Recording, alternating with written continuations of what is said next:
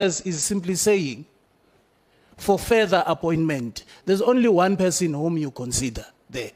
But You I'm don't telling you- consider 30 people, and a really That the affliction Mabuza, of time. now there. you are wasting our time. Honestly speaking, you are now wasting our time because the minister just corrected that. That is not what he said. You want us, you want to test us on something that is really unnecessary. Unnecessary. Suppression, Chair. You are, Nadamas Musala, you are wasting our time. You want to mislead us here. You don't know the contents of the letter. You don't know it. Thank you. Honorable Lonzi. No, thank you very much. I didn't want to Sorry, Chair. You would realize that it's my new sitting partner, so we decided to interject. Minister, just on that, I wanted to ask, before that we can proceed. I wanted to know, Minister, with regard to the question, as you say, they're applying, do you think that should we rather codify the skill, this particular thing of diversity in the Skills Act, or should it depend on your ministerial discretion? What do you think is best so that we're able to have it compulsory rather than that? Thanks. Well, I mean, it depends. You know, there are seaters where we had 80% nomination being men in terms of the accounting authorities, and I think you will check. We didn't appoint the full complement because you know, I couldn't live with myself having to do that, and we're hoping with the further advertisements, the constituencies will will consider nominating young people. Yes, we should consider that. Whether it lies with the minister or it lies with the legislation should compel, so that if it doesn't balance, we should take it back. So that's something else. But I think measures have to be taken. Just as an example, Chairperson, one of the unions, nominated 5 people, and all of them are men. All of them are above the age of 35. And they strongly argue that all of them are eligible to serve in the SETA. We cannot dictate to them who they should nominate. So those are the kind of dynamics that we'll have to deal with, and I suppose we should consider when we effecting legislation. Honorable Lonzi, maybe if you have one union nominating 5 males, you don't have to consider all of them from that particular union alone, because it's labor. So you look at other unions who are progressive in thinking, in helping us drive the agenda of what we want to achieve. I mean, the women, youth, people with disabilities have always been oppressed on the basis that they are women, they are children, and all of this. So unless if you are saying, if you have 3 unions participating, all of them just brought males, I think In some cases, yes. yeah, I think we must just those ones write back to them and say, we're not taking it. We must bring, I mean, we're not, we can't be reversive in before maybe I give you Honorable Lonzi. Those of you who want to grab something to eat, okay, I've got a proposal. So I've Does got a that include me, Chairperson? Yes, I've got a proposal. I've got a proposal because the problem is this people from the minister's office and the DG's office have been finishing food there. So, no, it's the truth. So I want to check with you members. What do you suggest? We take 10 minutes or we continue? Those who then want to grab something, you can then go, do something that side. It depends on what you want to do. I just don't want you tomorrow to say, I gave you permission, Minister. I did not give you permission to go eat. Honorable Lonzi. let's push, Chair. Minister, don't fall for that trap. I didn't want to speak on this thing of administration because my focus will be on the CEOs. But because Honorable Khabo raised it, there's an interesting point that I want to double check here, Minister. Who consulted with the National Skills Authority on the 7th of August? regarding placing the 3-seaters under administration?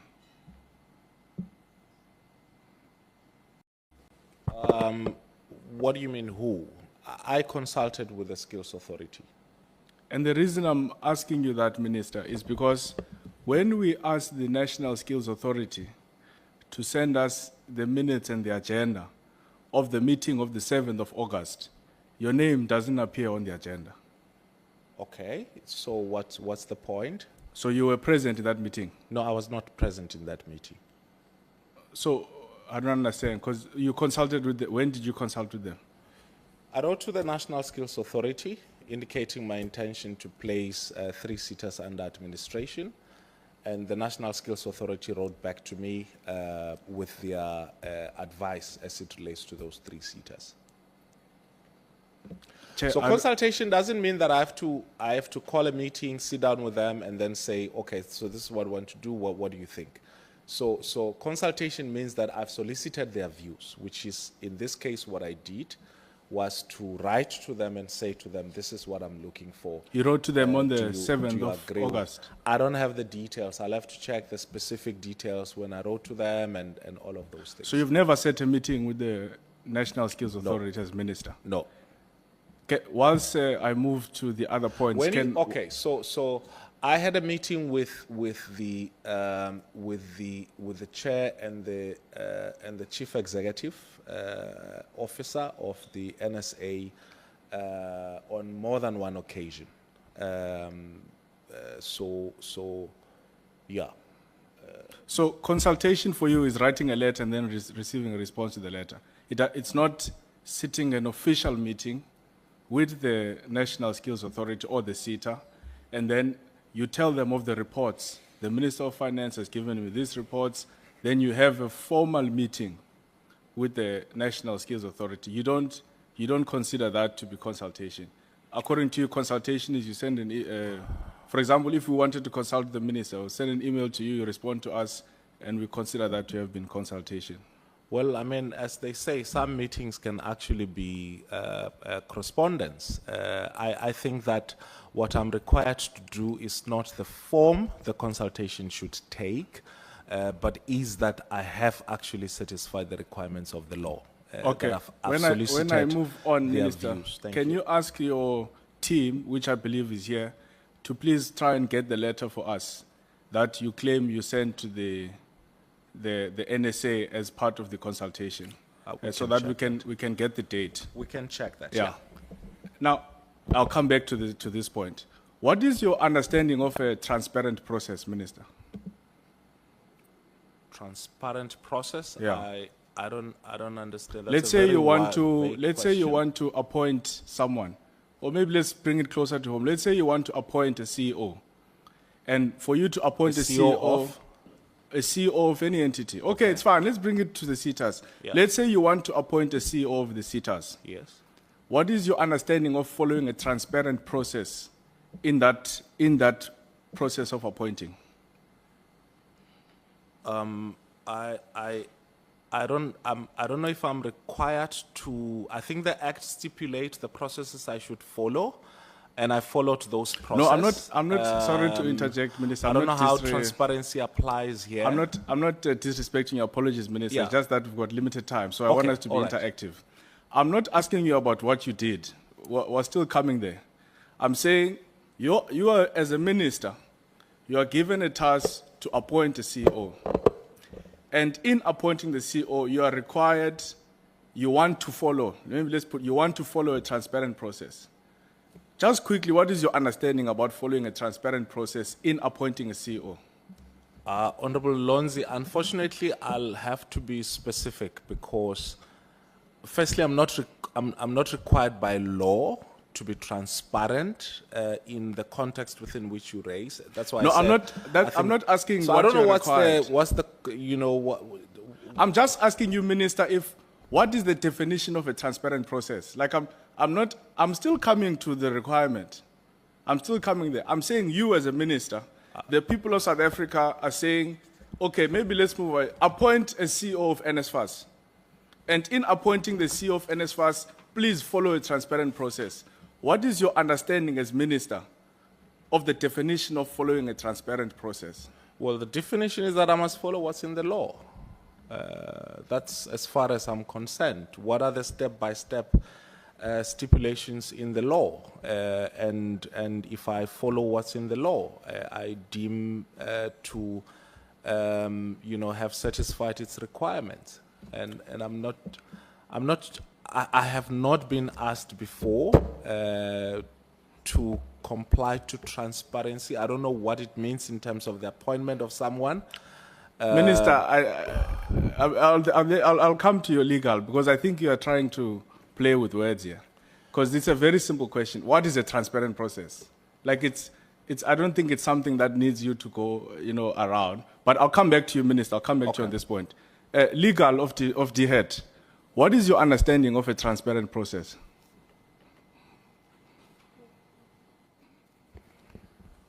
Thank you, Mr. Lonzi, for your question.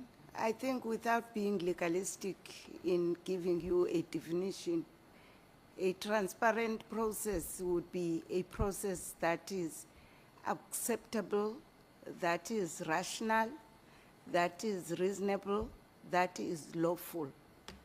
And thank you, legal. That's all I wanted from the minister.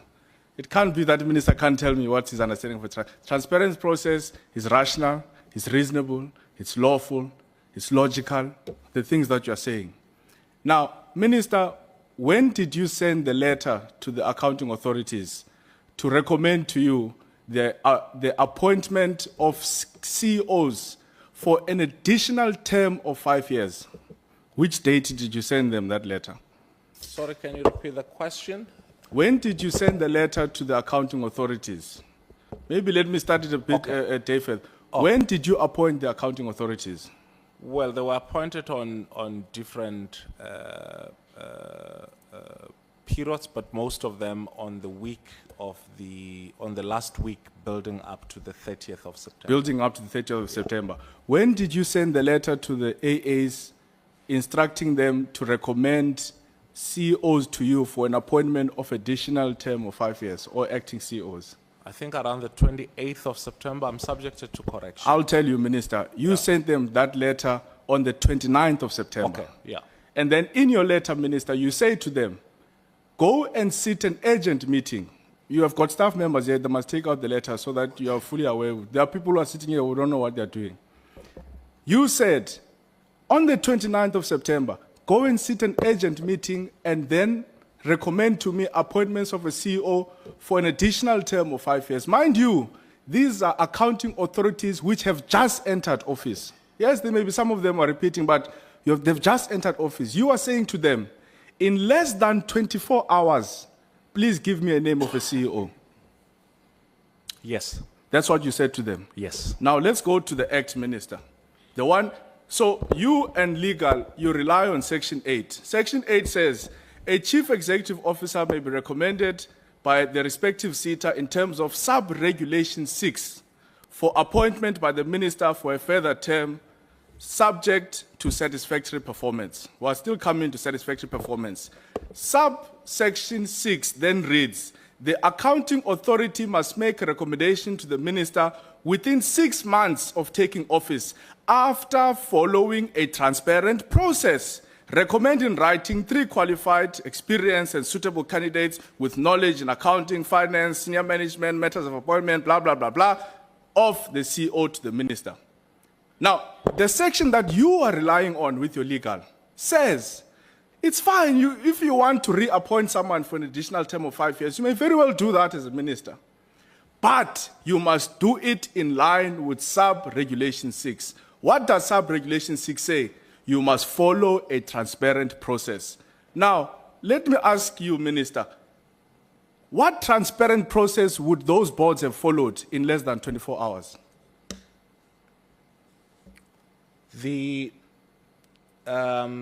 So when I started, I indicated that we appointed the accounting authorities under completely different conditions which were not under of any of our choosing. And just as I faced the pressure to make sure that the accounting authorities are appointed on the 30th, by the 30th of September, they also had the responsibility to make sure that they, Chair, on and I'm that, sorry. And I know, Minister, last time we had this problem. I hope you don't feel like I'm disrespecting you. I'm no, only no, no, doing it's not this for disrespect. question. Yeah. It's not disrespect. I don't- but I don't think want it's you to give me important that context. I'm allowed to respond. Because you've already given us that Yeah, context. yeah. I mean, it was but- in your yeah. presentation. So- my question is, the act is saying you must, even if you want to recommend CEOs to be CEOs for an additional term of 5 years, you must follow a transparent process. I asked you, can you define to me what's a transparent process? You went to town, you didn't give me a definition. I then went to legal. Legal says it must be reasonable, it must be rational, it must be logical, and all of that. Then I say, how do you send a letter to a board that has just entered, by the way, to make an appointment of a CEO for an additional term of 5 years, and this name must be submitted to you in less than 24 hours? Which process could that board have followed that is transparent? So, Honorable Lonzi, there has to be a distinction between two processes. The first one being, who do we recommend for reappointment, or rather not even reappointment. I think the Act and Regulation speaks for further appointment, which is the incumbent CEO. And what the accounting authorities is required to do is to make an assessment of the performance of that particular CEO, and on the basis of that, make a recommendation. One meeting, Minister.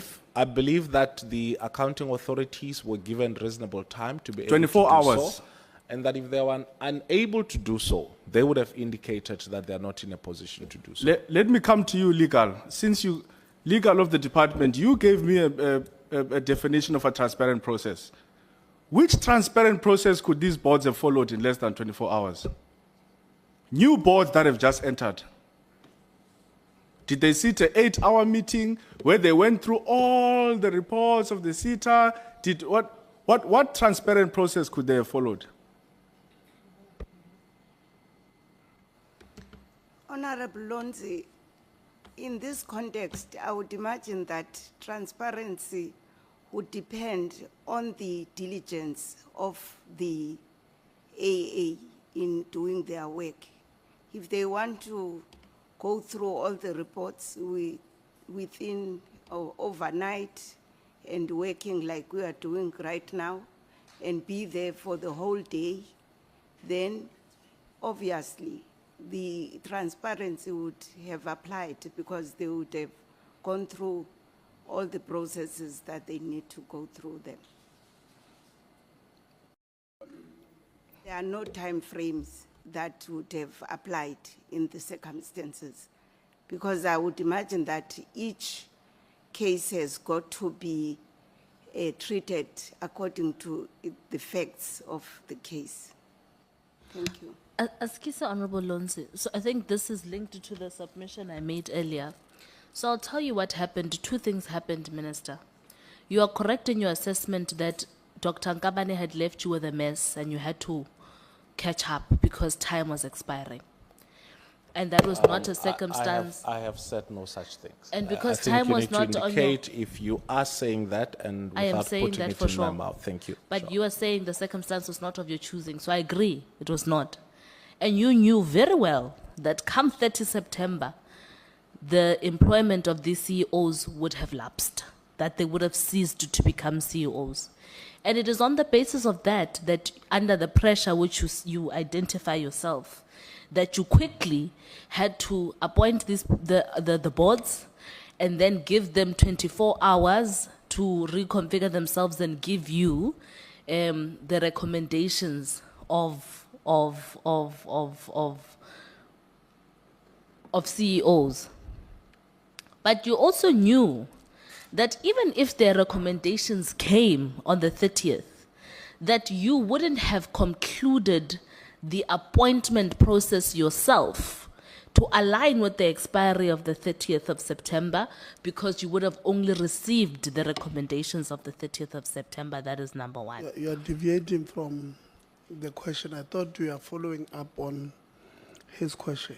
No, the question is on the process, on the diligence. So I'm there about the reason why. So I'm there, Chairperson. I agree. Honorable Lonzi is speaking about there's no way in 24 hours there would have been a due diligence that was followed.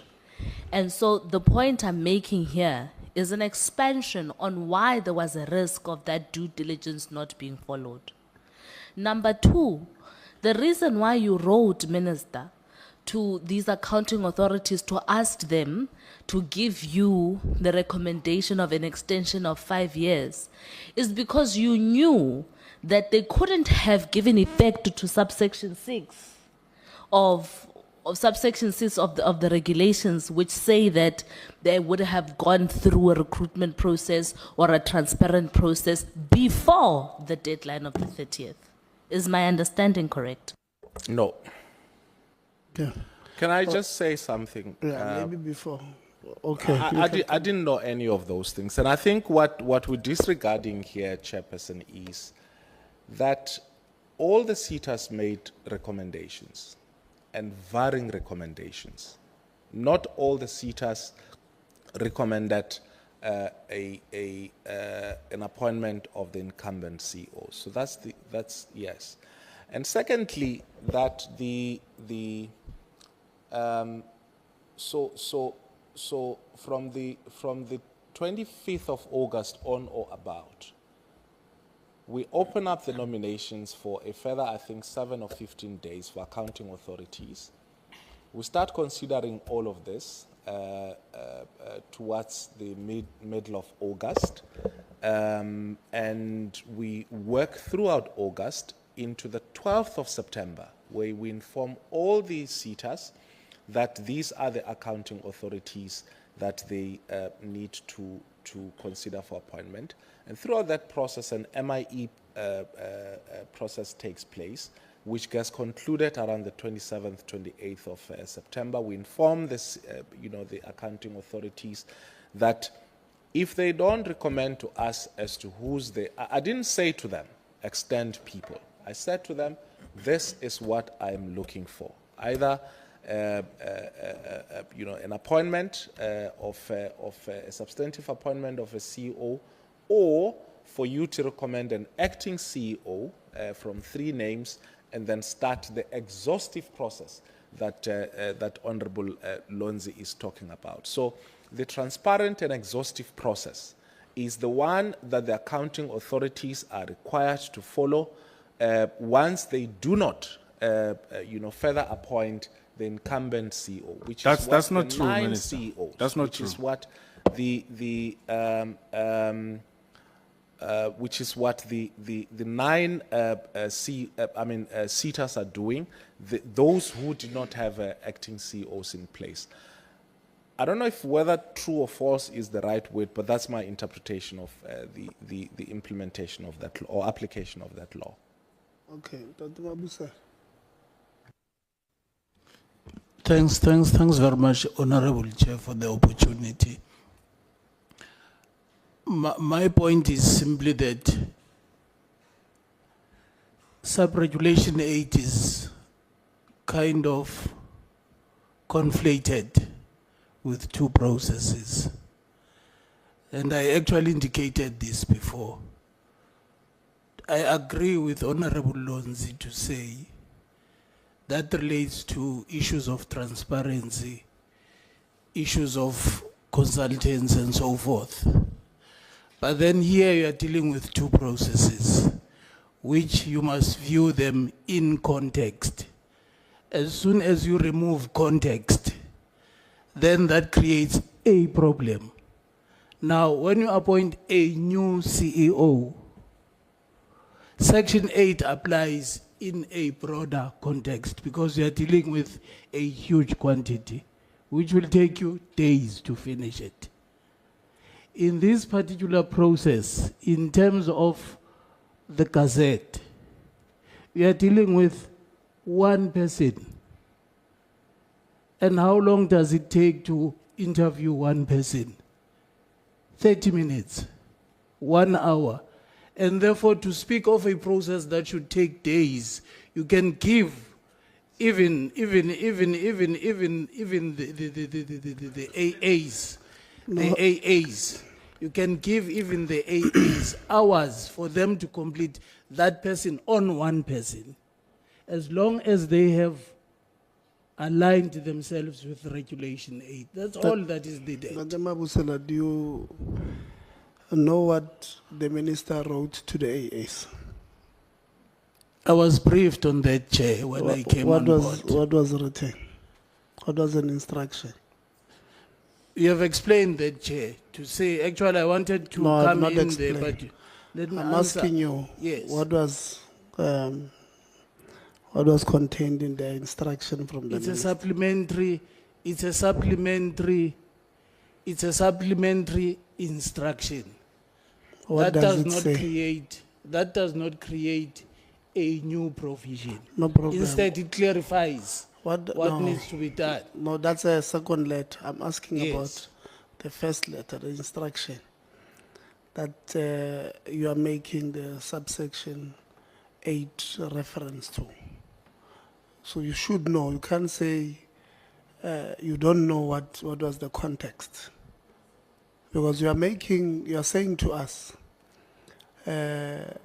these boards were dealing with one person.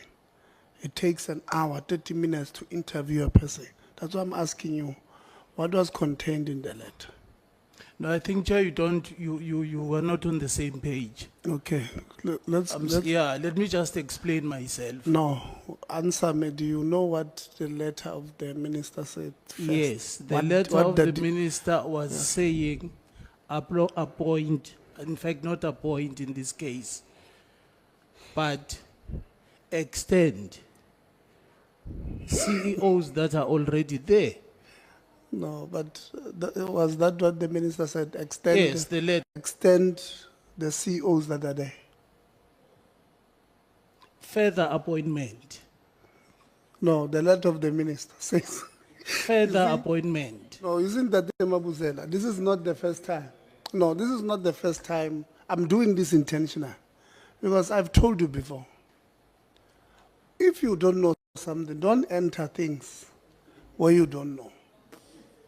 Because the explanation you have just given is not assisting the process. No, subsection 8, sub-regulation 8, It doesn't, we must just agree. I Because you disagree, Chair, don't with know. due respect. No, you don't know what the letter of the minister says. So you can't tell us about sub-regulation 8, and then you want to tell us that it takes an hour to finish interviewing or 30 minutes one person. There was no interview in the instruction of the minister. That's why I'm asking you if you know what is contained in the instruction letter of the minister. Chair, the instruction of the minister was simply saying the AAs must perform their primary function.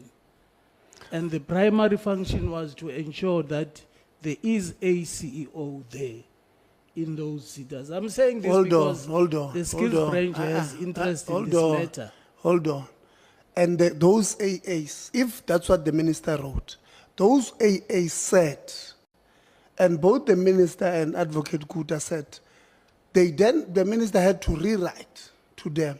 If that's what you are saying, that was the letter of the minister, then you are saying they are misleading us. No. Because you are not listening to me. You are saying the letter said, go and make sure we've got accounting of officers. That is what those people did. But the minister then wrote back. It was just explained now. Wrote back to say, you did not understand the spirit of my letter or the content of my letter. Precisely, Chair. That's what I'm saying. No. That's what I'm saying. What are you saying? Hence, I'm saying what Honorable Lonzi is saying by invoking the issue of transparency.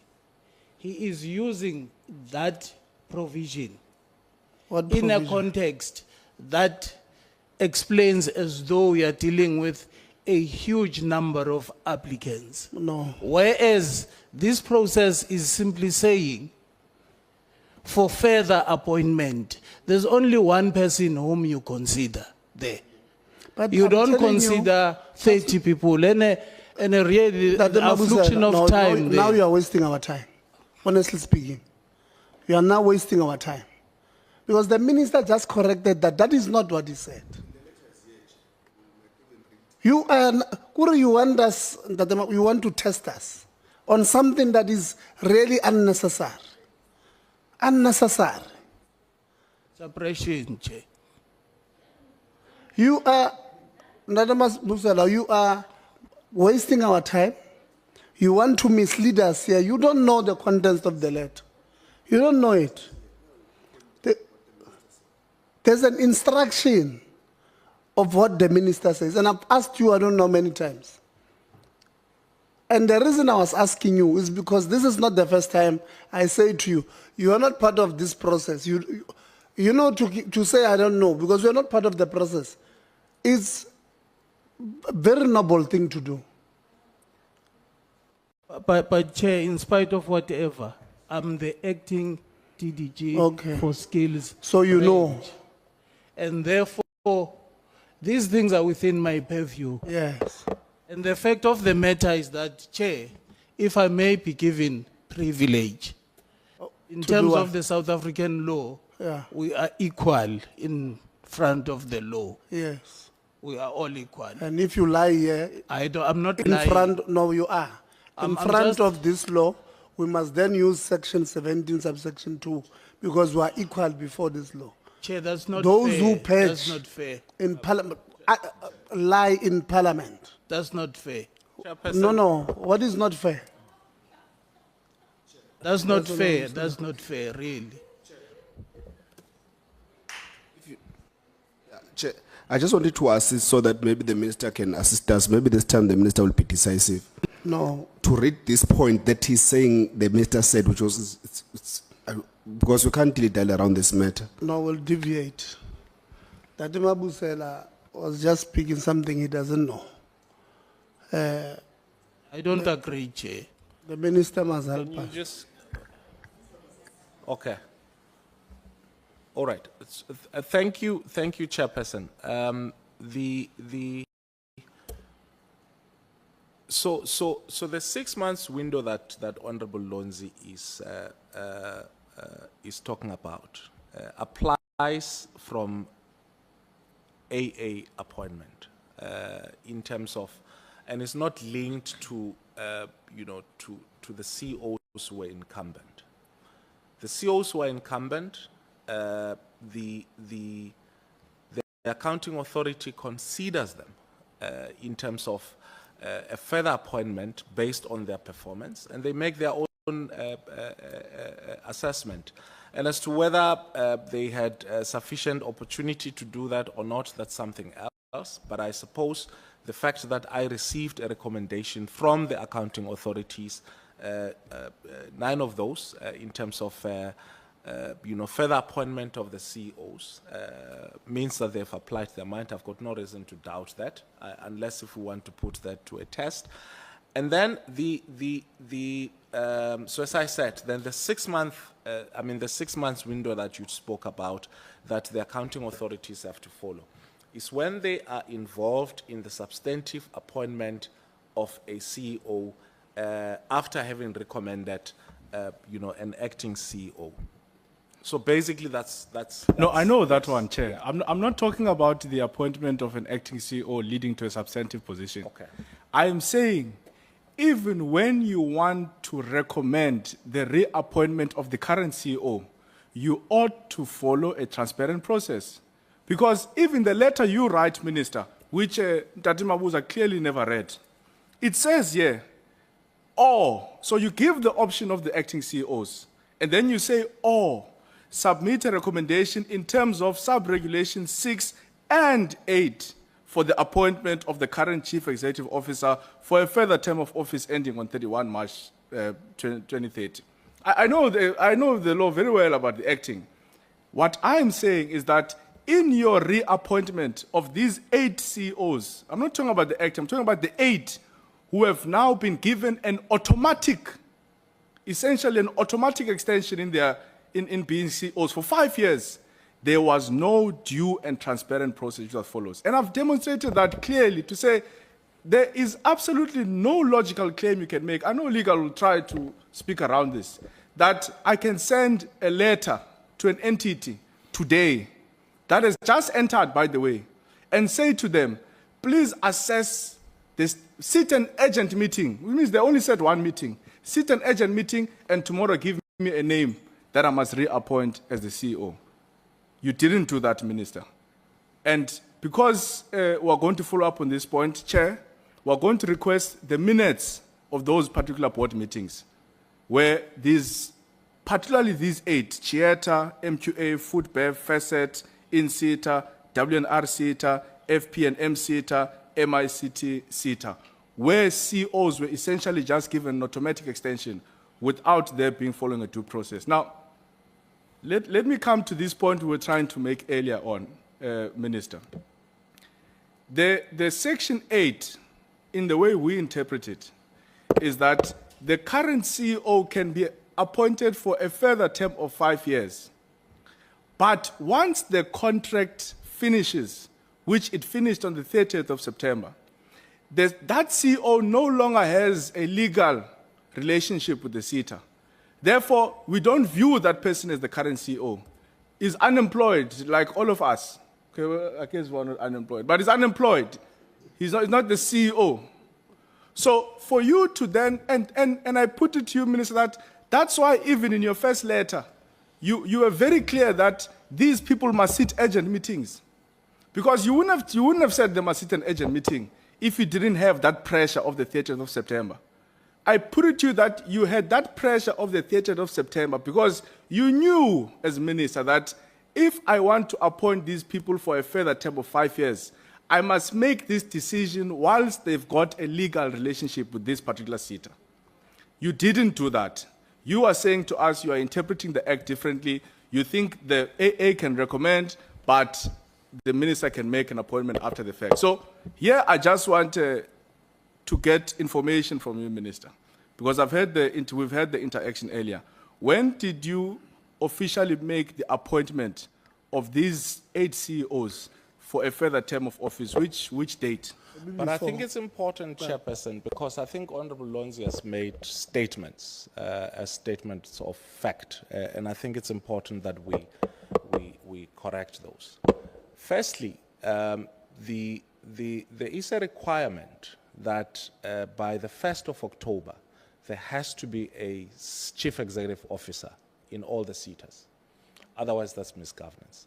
And in instances where SETAs are unable or accounting authorities are unable to appoint a SETA on the 30th, they are then required to give me a recommendation of 3 names of senior managers whom I will consider for appointment. Yes. Yes, and so not all, because you're making an assumption that The all the senior SETA managers still have a legal relationship with the SETA. Yes, they do. I agree But with you on that On one. the 30th of September, when the accounting authorities make recommendations, the people that they recommended had a contract existing with those SETAs. And that point is important because it's also linked to your actual question. And so the Act obliges the accounting authority to make a recommendation on the 30th of September, in this case, which is the agreed date. As to when I apply, I wouldn't have known. The Act would not have assumed that I would not be able to effect, or concur with that recommendation, on the 30th of September. Unless if you suggest that I was time-bound, firstly, that the accounting authority itself was time-bound outside of the active contract of the person who was appointed. Secondly, that I was also time-bound beyond those points that you raised, rationality and so on and so forth, that I was actually time-bound to act by the 30th of September, which I was not required to. But you required the AAs to act by the 30th of September. I'm not requiring the AAs to do so. But it is the law that requires the AA to do so. But they wouldn't have done that in a transparent process. They should have done that.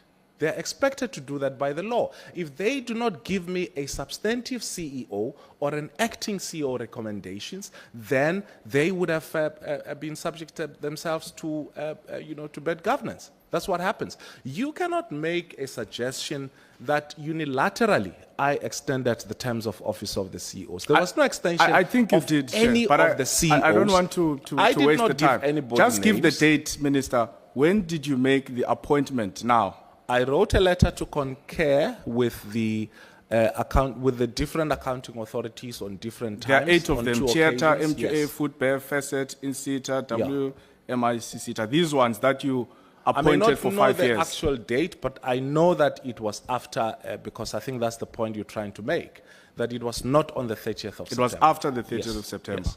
Well, your letter of the 6th says they must submit by the 10th of Yes. October. And you probably write the letter back to them after the 10th of October. I don't understand what you just said. If you are saying they must submit by the 10th of October, which is your deadline, it means you would have appointed them after the 10th of Possibly, October. yeah, but almost Yeah. definitely, yeah. So this is where I'm coming now to the point that you are making. Now, on the 6th of October, you then realize that these accounting authorities... Hold on 1 second, Honorable Oh, Lons. But the Mabusela, you have your hand up? Or you are covered? Chair, you make me to be covered, but really, the fact of the matter here is that you are the legislatures, and you do legislation, and you give that legislation to us to implement. And now, here what we are trying to explain is the fact that it's not an issue, the question of the 30th of September 2025. The fact of the matter is the deadline for the AAs to take a decision was met. And there was no AA to which I received a letter from them complaining about pressure being placed upon them to undertake a certain process. No, there wasn't. And therefore, as the department, you have acted within the law, and the law that has been prescribed by yourselves. That's why I'm saying to Honorable Lonzi, the fact of time here, time affliction is Chair, not, I hope you not have really... paused my time because I don't know what this not- gentleman is talking about. I'm talking about the 6 months. The 6 months of the appointment of CEOs, to say within 6 months. Those are new CEOs. Yeah, And let's here leave it. we are talking about the you're not listening. the So right the- term, Mtate Mabuse, you're not listening. Honorable Lonzi is talking about 7 or 8 CEOs who were, to use the correct word, what is it? Further term. He's talking about, so leave 6 months. 6 months doesn't appear. He does not talk about those things. He's talking about this one. that's my argument, Chair, to say, No, let's leave it. Yes. You have won it. can you get my argument to say why I'm quoting that? I'm simply here making a contrast to say, if I am a minister, and I'm supposed to then allow AAs to make an appointment of a new CEO, AAs The don't law- appoint. the law will prescribe the process that I must follow, Yeah. okay? And there I would expect a huge number of applicants.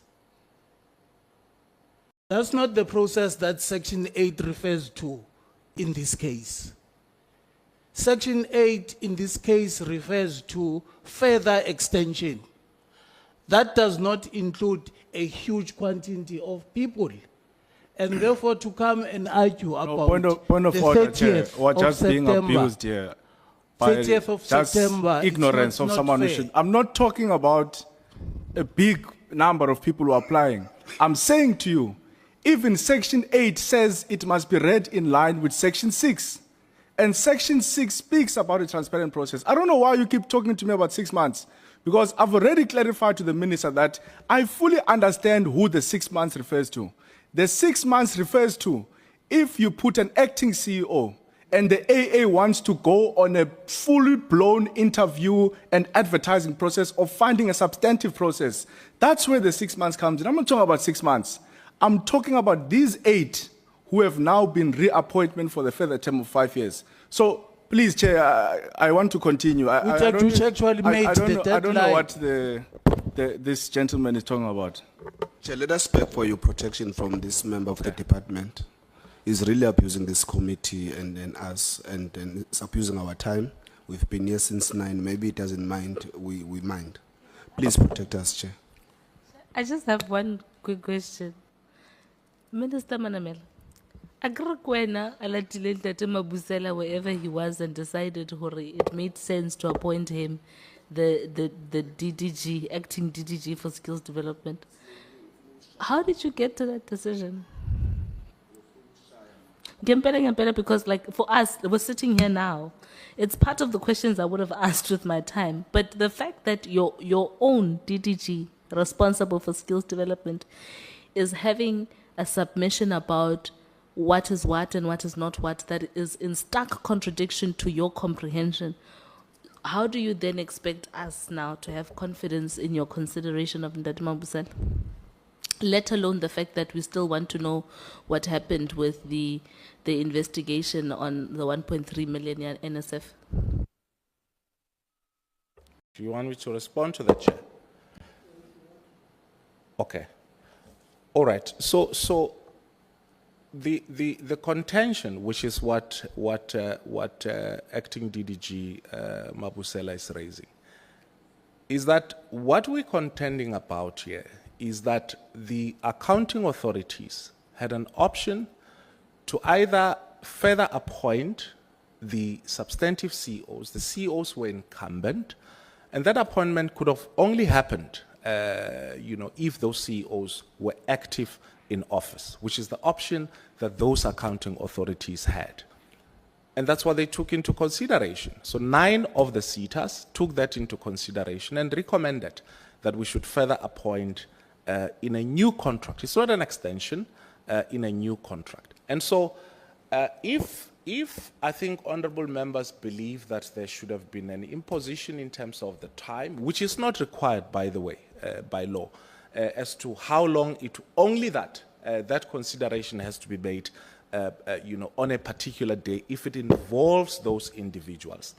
As to the rest of the other SETAs, I think the process is unfolding, and I think we will deal with that process when we get the reports from the SETAs. I maintain that in order to ensure that we have stability in the governance of the SETAs, on the 1st of October, we had to have either an acting CEO with a substantive process to appoint a proper CEO put in place, or what the other SETAs have done, which is to recommend that we further appoint the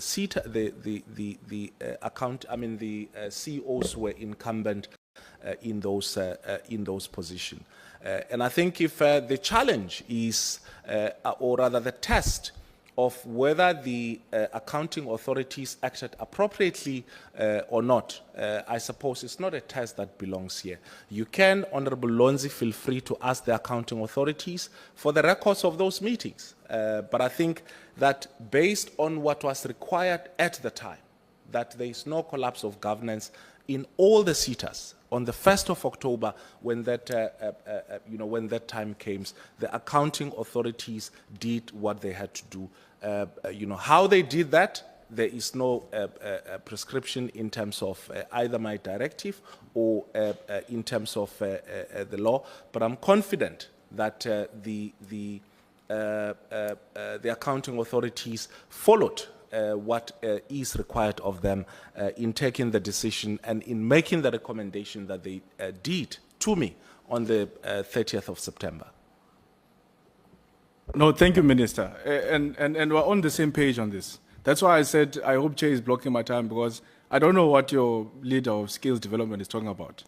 We agree that there are 2 separate processes here. There's a process where there's an acting CEO where the AA wants to go on a substantive advert, there's a process of then reappointing the current CEO. I am saying there was no due process which was followed in the AA's getting a name to recommend to you as minister. And I've demonstrated that in just one example to say it's simply unthinkable and illogical to suggest that you can send an AA a letter today and say to them, give me a name of a CEO tomorrow. Worse, if the AA is new, and then we must believe that there was a transparent process followed in the appointment of that particular CEO. So I don't want to go back to that discussion because we've already ventilated, we've already debated you're it. suggesting that they were not lawful. That's the transparency test which you Yes. got the Advovo here to tell us about. You are suggesting that they were not lawful, that they were not rational, that they were not ethical, and I forgot. Absolutely. And all That's of that. what I'm Well, suggesting. I mean, And I'm saying we've had that debate, and I was moving on to a new topic now. well, if before- it's a debate, then Yeah. that's fine. Well, I'm making that claim, and I'll advance it, and I won't rest until I take. There is no way that a rational decision, a transparent decision, a reasonable decision can be taken by a new board today and give a minister a name of a CEO that must have a further term of 5 years tomorrow. I don't believe that a rational decision can be taken in that light. But we've already spent about 15 or 18 minutes of that. I now want to go to your own reasoning. You are saying to us, and it's what I was saying earlier on, that the AAs, you instructed them to make this recommendation to you by the 30th of September. You then discover on the 6th of October that the recommendation they made to you was essentially unlawful. Am I correct in understanding you? Can you repeat that? And you wrote to them on the 29th of September. You gave them an instruction. They then fulfilled that instruction, inverted commas, by the 30th. Yeah. You then discover as minister on the 6th of October, at least that's when you write back to them, that actually what you did is not what I asked you to do. What you did is unlawful. Yes. You agree with me? Okay, and this is, I think, in the case of just two of the seaters, which have recommended that, well, I think there's more, I'll just have to get, but there were seaters which had recommended the incumbent CEO for acting. And I think if my memory serves me well, we can verify this. I think that included the ETDP seater, Cath seater, Food and Bev seater, probably one or more other seaters, which had recommended the incumbent CEOs as part of the three names. Apologies, Minister. Again, it's because of time. You've already explained that context to us. Yeah. I am saying you give a seater an instruction on the 29th of September. They didn't follow the directive. And yet. therefore, that decision was unlawful. Because your letter says to them, I wish to clarify that this approach is not consistent with the provisions in the Skills Development Act, Yes. read together with regulations. Therefore, what those seaters did by the 30th of September, me and you agreed was unlawful. Yes. It was unlawful. Then you write back to them on the 6th of September and say, guys, what you did by the 30th of September was unlawful because you didn't follow the act. They then submit, now they do a lawful process, in inverted commas, by the 10th of October. Would you agree with me that that unlawful decision they took by the 30th of September, it falls away, and it's only the decision of the 10th of October that stands because they would have followed the Skills Development Act on the 10th of October? I don't agree with you.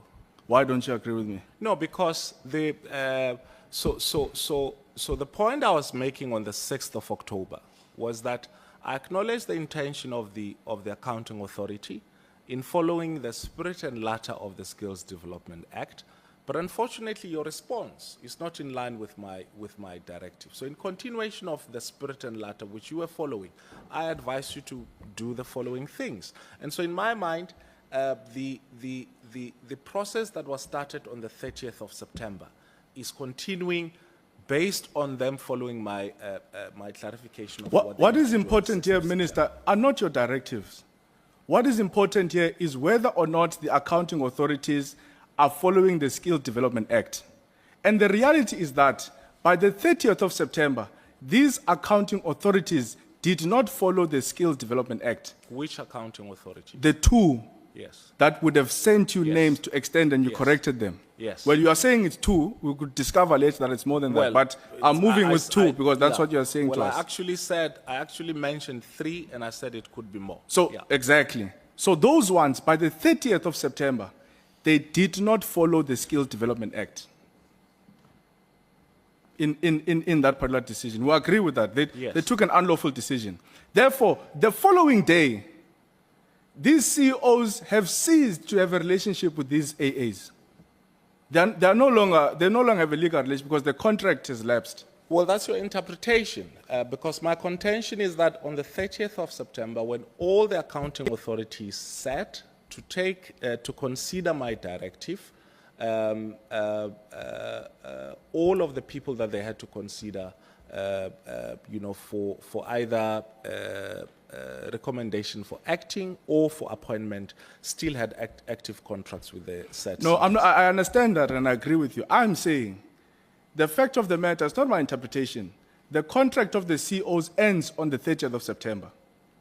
It ends. Yes, The yes, following but- day, they are no longer CEO. Yes, but that's why you would have given them an instruction that please follow the Skills Development Act and recommend to me by the 30th of September when these people are still CEOs. And then it so happens that these people, they then take an unlawful decision by the 30th of September. You only ratify that decision on the 6th of October. They then go and take the so-called correct decision by the 10th of October.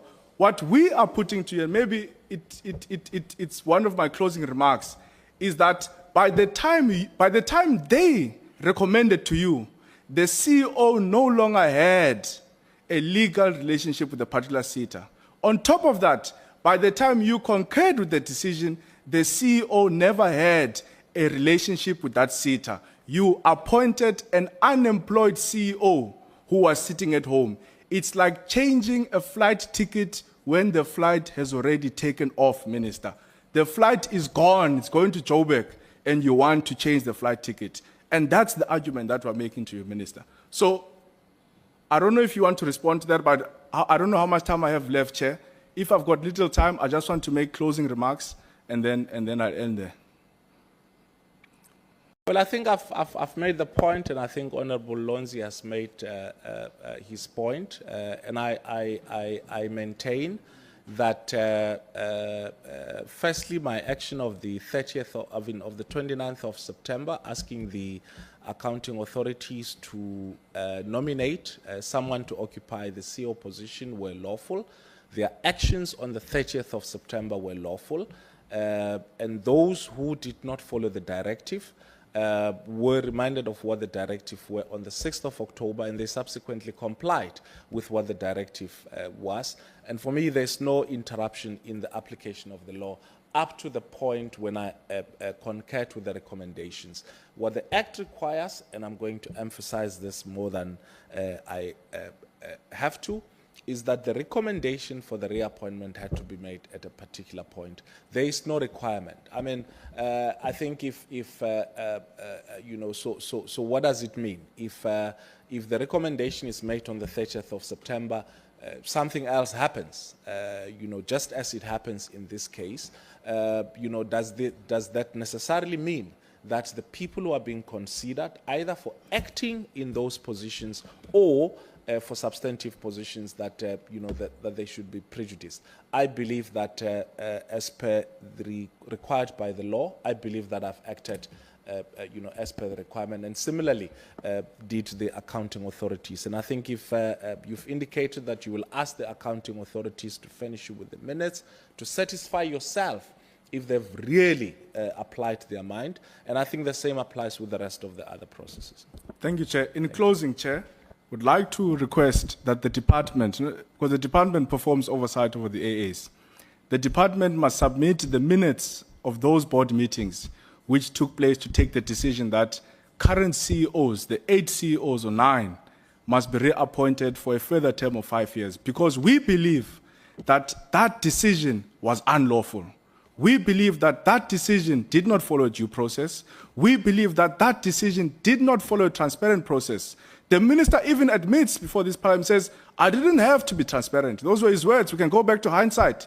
He No, says, I don't think we'll that's go true. back to I don't hindsight. think that that's I'll record the video Yes, and send it please. to you. Yeah. The minister says, I'm not required to be transparent. And it's a reflection of what the department did, because the extension of the current CEO's terms of office for an additional term of 5 years was not transparent. There was no public consultation, there was no advert, there was no shortlisting process, there was no There's no recruitment process, requirement, there Chairperson, was for us to none of conduct that. any public consultation. And what we are as, seeing, Honourable Chair, Lonzi I'm making my, indicated. In fact, all the requirements I've you not- mentioned I've are not, not required. I'm making my We've closing met remarks. all the requirements I'm making as my per the closing law. remarks. The minister is going to have to calm himself down. The decision that the department and the minister took was unlawful, and we are going to follow the matter up, because there is no South African who can believe that a new board that has just been appointed can be given an instruction by the minister to recommend a CEO to be appointed for 5 years. We're not talking about an acting CEO here. We're talking about someone who's going to be a CEO for 5 years.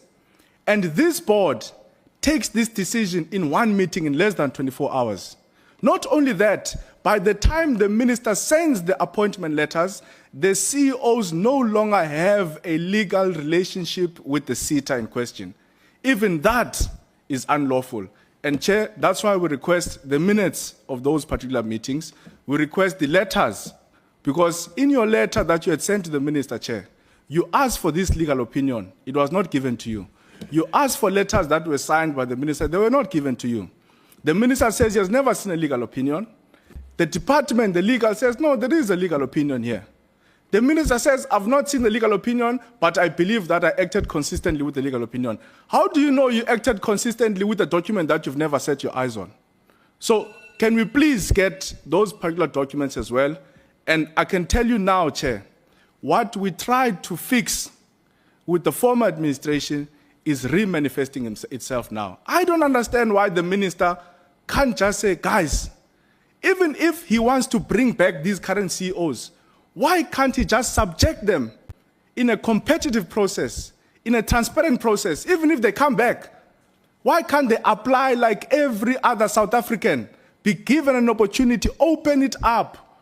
Why must they be appointed at night in less than 24 hours and they are given an additional 5 years without a transparent process? We submit. Thank you, Chair. Thank you, Chairperson.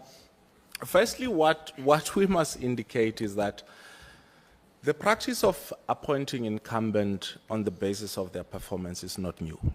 That it is practice, it has happened in the public service. This is also not the first time that CEOs of SETAs were incumbent, their contracts were renewed, and that the same process that have followed in this regard is the same process that previous executive authorities have followed in appointing, CEOs, and that there's nothing untowards, and that if the competence of the people in question is in question, that process can be unfolded. And I think as it relates to some of the documents that Honourable Lonzi is asking for, we will look at specifically what those documents are, and furnish those. But I'd like to correct also certain misstatements which are attributed to me in this meeting. Firstly, I said that I have never asked for legal advice on this matter. And I've stated the reasons why I've never asked for legal advice on this matter. And I place that on the record. Secondly, if we did not take the action which we took, under the circumstance which we took this action, there would have been collapse. And I think that we were within, our right, within the law, to take this decision. It has got nothing to do with lack of transparency. It has got nothing to do with, being influence in any other way. I believe that this decision can stand the test of law. And just in as much as you believe that we, might have acted wrongly, I believe that we followed the law in its spirit and letter. Thank you, Chairperson.